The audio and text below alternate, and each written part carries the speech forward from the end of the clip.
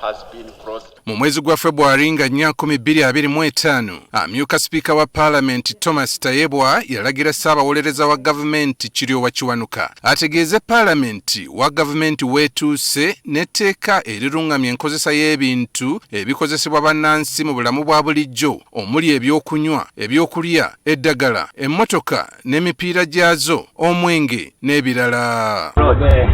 Kino kyali kiddiridde abantu okwemulugunya ku bintu bye bagula okubatuusaako obulabe ng'emyaka 2 gyokka emabega Waragi atali mu mateeka yatta abantu 12 abaamunywa mu bitundu bya West Nile n'abalala ne baziba amaaso. Wabula ne gye buli eno Ssaabawolereza taddanga ku katuuti ka Palamenti kubaako yadde ky'annyonnyole. Mu lutuula lwa Palamenti olwaleero omubaka akiikirira Kazo Dan Kimosho ategeezezza Sipiika wa Palamenti ng'obulamu bwa bannayuganda naddala abakomba ku bbidde erisogolebwa kampuni ez'enjawulo bwe buli mu matigga olw'obutatuukana na mutindo. When you're moving around some villages, you see people's cheeks swollen and you think they are growing in size when they are being affected by some of these drinks. Okukakasa ensonga ye, Kimosho Palamenti agiyingidde n'akagugu omubadde mujjudde ebika bya Waragi ow'enjawulo nga mulimu n'atalina we yali awulikiddwako n'agwanjulira Palamenti. This is Mpenkoni. Kimosho ayogedde ne ku bubaka obuwandikiddwa ku bucupa bw'omwenge guno bw'agamba nti bubuzaabuza abagunywa. Meant to be convinced that it enhances their marital exercising. Some women, thank you very much. Wano ababaka omubadde n'akulira oludda oluvuganya mu Palamenti Joel Ssenyonyi we basinzidde ne bakuba ttooki mu kitongole ki UNBS ekivunaanyizibwa ku kuwandiisa kampuni zino.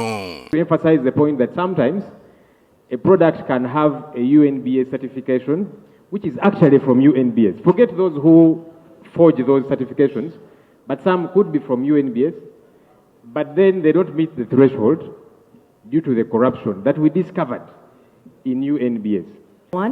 And we looked at so many of these products on the market, even what our children consume, and we have realized several gaps of the certifications. So we are praying, because we are being hindered by Ministry of Finance to offer us the certificate of financial implication to cater for all these gaps we have seen in our communities.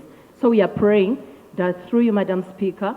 A danger to health, but also it is costing government a lot of money in form of taxes.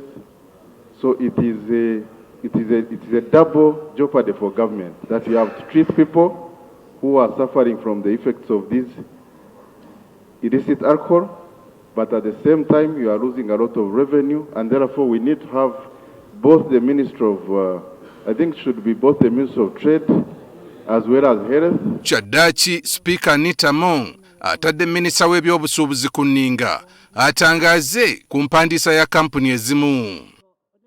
You that all these products, as long as the product has a sign of UNBS, it means that we have tested them, it has gone through the standards, it's okay.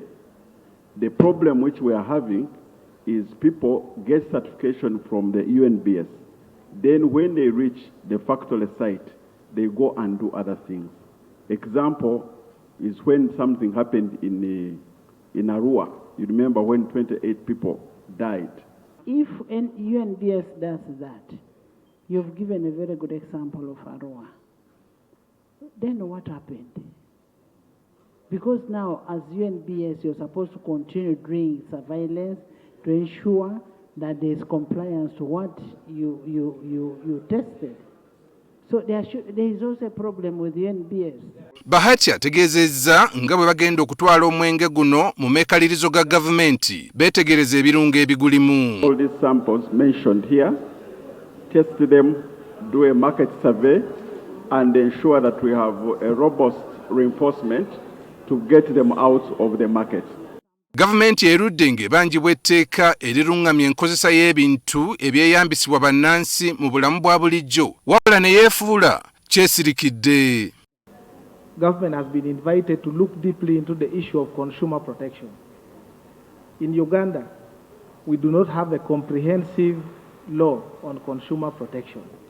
Almost each and everything that we have in this country, there is an element of fakeness.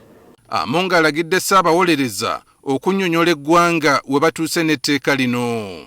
Uganda ekwata ekifo kya kumwanjo nnyo mu Africa n'ensi yonna mu mawanga agasinga okwesiwa obugonja oboolyawo ekiviiriddeko abaagala okukola ensimbi ez'amangu okwenyigira mu bizinesi eno nga bakola omwenge ogutagoberera mitendera giri mu mateeka ne biggwa nga guviiriddeko abagukozesa obuzibu. Aaron Mukama, NTV, Akawungeezi. From Busia.